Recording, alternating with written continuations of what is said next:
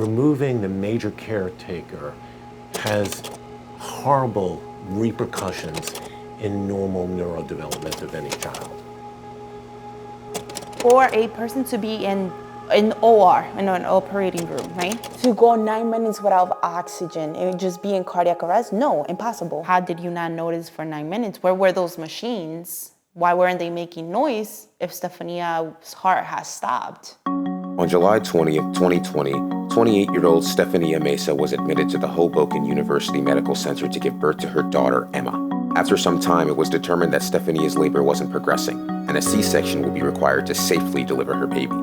During the routine procedure, Estefania's heart stopped, likely because of a lethal combination of anesthesia. She was left without oxygen or a pulse for more than 10 minutes, causing brain damage. Now, several months later, Estefania is still at Hoboken University Medical Center in a vegetative state, and the hospital is refusing to share with the family any details regarding the accident. The hospital claims that the incident is under investigation. To make matters worse, Estefania's primary advocate, her mother Luz, is now being deported by U.S. Immigration and Customs Enforcement, also known as ICE. Luz is an undocumented Colombian who has been living in the U.S. for more than 20 years and is married to a U.S. citizen. With the impending deportation just days away, Luz's ability to care for her daughter Estefania, her granddaughter Emma, and her 3 other children is threatened.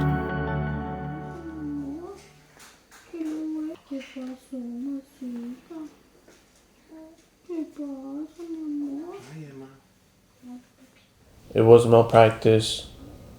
They just don't want to admit it. And they can't admit it because they had to protect their hospital. Everyone is saying, I don't know what happened. I don't know what happened in the room.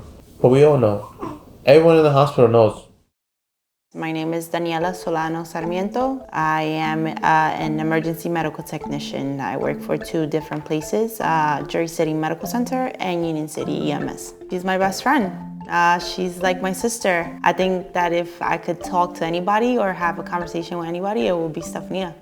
When you're in OR, even if they just give you a sedatives, the first thing they do is have a monitor.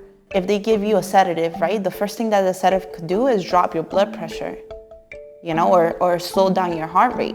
The anesthesiologist has to make sure that while she's giving those sedatives or while that person's in those sedatives that, you know, that person's vitals are still stable. How did you not notice for 9 minutes? Where were those machines? Why weren't they making noise if Estefania's heart has stopped, you know?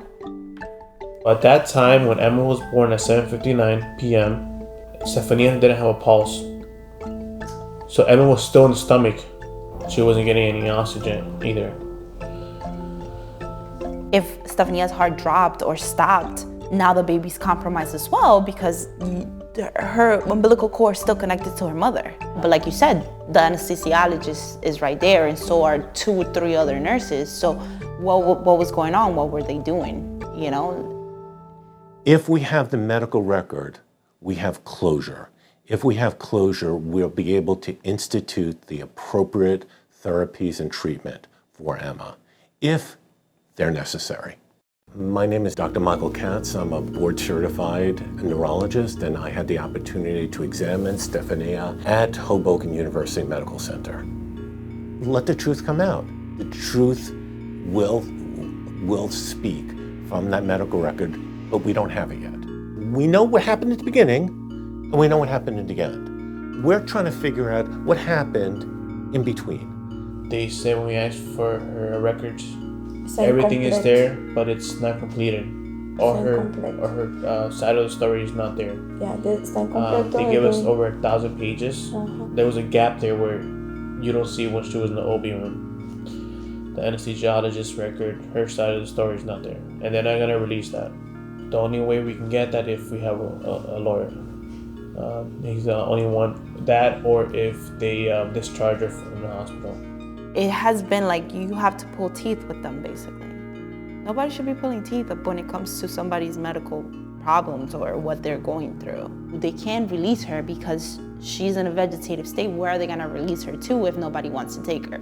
This woman is minimally conscious, and we know that people who are minimally conscious benefit from an aggressive rehabilitation environment. She is right now getting rehabilitation to some extent, but she is not in a rehabilitation facility. When I spoke to the nurses, there's 3 nurses. One of them, he's a floater, so he works in different hospitals. He told me basically, take it to legal matter, to get a lawyer. What they did to her isn't right. It shouldn't be done to anyone else. So investigate. Investigate. To what happened. Keep on doing your research. You're on the right path, it tells me. I don't want to lose my license. Just keep on investigating. Just letting you know out there that it's gonna come to light. When they were giving the anesthesia, when we did our research before, we noticed that the anesthesiologist had a malpractice in 2008 for the same thing. I brought it up to the labor and delivery room floor. She was like, I didn't know that. So they banned her from that floor. There's an obligation to produce the medical record. What happened to Estefania is a terrible thing. However, Emma is left without a mother. What we can do is give her the best life possible, and that is to keep whatever family she has left intact and in her life. If she's gonna be full Colombian, today's Colombian Independence Day. So when I had Emma, sorry, me and Stephanie talked. She knew what I went through not having a father, and I told her.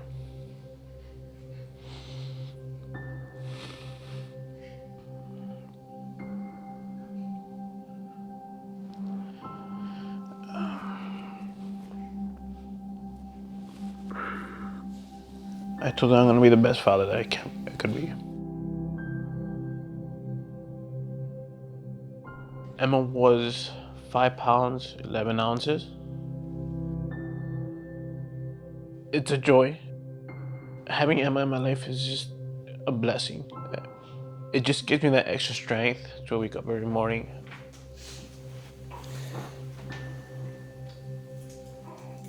Whatever she wants. A ella no le gusta. It's very tough, like not being with her at night, turning off the lights, and not knowing she's not next to me. No le gusta. It's very something that's very painful. That I look at Emma, and I look at the side of my bed, and knowing that she's not there just breaks me down every night.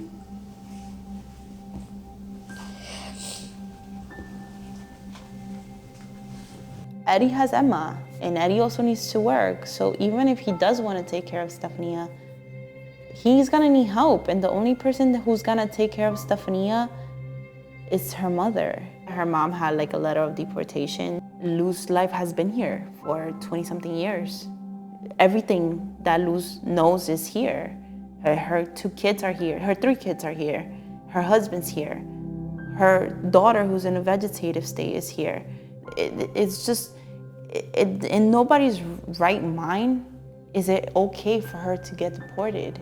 En los últimos meses me he estado presentando cada 2, cada 3 meses y ya hace 2 años me dijeron que para que me fuera ya no podía estar más en este país, que me tenía que ir para Colombia. Fue donde me casé con el papá de los niños. Y pedimos me pidió con la petición de matrimonio hace 2 años. Y lo que yo quiero es que me ayuden a mi hija, a su recuperación. Que me ayuden a mí para yo poder estar con mi hija. Para ayudarla en lo que me necesite. Todo el proceso que ella está y que va a tener, porque es un proceso largo de recuperación. Yo quiero estar ahí con mi hija en su recuperación. Y yo quiero también ser la mamá que ellos esperan, que de estar con ellos todo el tiempo. Estar con mis hijos, que es lo que yo más quiero. Estar siempre todos juntos, que es lo que siempre he querido.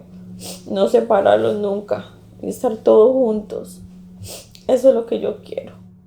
El dolor de madre que tengo en este momento, que eso no se lo deseo a nadie. Aparte de tener a mi hija en la situación en que está. Y aparte de la situación en que estoy, que tener que separarme de ellos. Eso es terrible para nosotros, para todos. Tanto para mi hijo, para mis hijos, como para mí. Y pues ahora para mi nieta, que lo más cercano que tiene a su mamá ahora soy yo, mientras que ella se recupera. Entonces eso es lo que yo les pido, que por favor nos ayuden.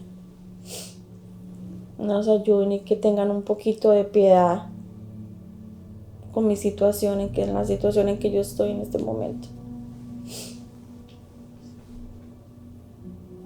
De todas maneras les agradecería a todo el que vea este video, a todo el que vea esto, que le agradecería mucho en que puedan ayudar a mi hija,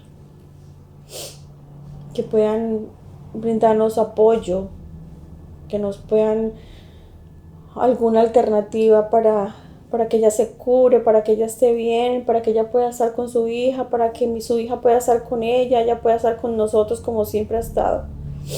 Entonces, y para mí, poder estar aquí con mis hijos y estar con ellos presente, no en otro país.